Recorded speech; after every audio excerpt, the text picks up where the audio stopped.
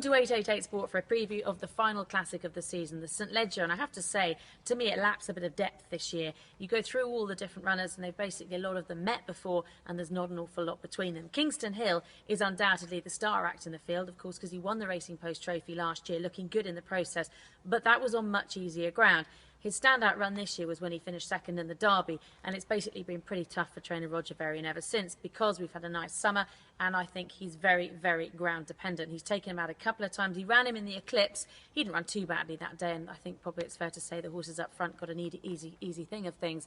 But since then, it's been difficult. He's taken him out at York due to fast ground, and that could easily be the case come St Ledger Day. He's not really bred to stay. I have to say, at the beginning of this year, I thought 1.25 miles was going to be his optimum trip. So to me, at the prices, he looks unappealing, yet probably the classiest horse in the lineup.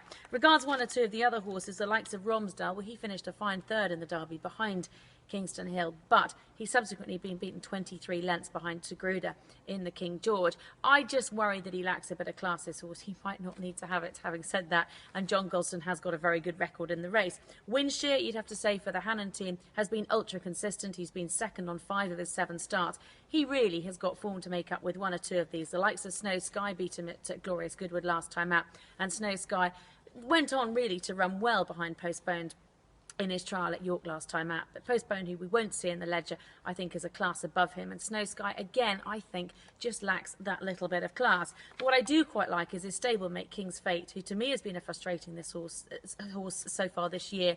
He went to Goodwood in a race that was, it certainly paid to be up with the pace, or in fact leading, as Mark Johnson's double bluff did on that occasion. He was settled at the back, probably given an impossible task. He then went to Goodwood in a small field. He was very, very keen going to post. He was then basically too keen in the first couple of furlongs of the race. He didn't relax, came there looking like he was going to win his race.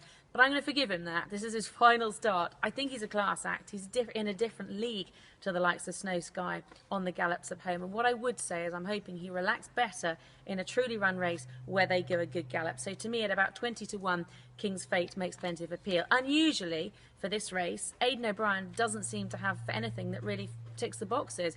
He's usually got 2 or 3 horses that have run well in a Derby, the likes of Camelot, who went for the Triple Crown in this race a couple of years ago. That isn't the case this year, and like I said, I don't think there's anything in there that really stands out. King's Fate, for me, at about 20-1, looks an each-way horse that I'd give a chance to. But look at the offers on 888 Sport, because they always offer good value, and maybe there's an alternative bet there as well.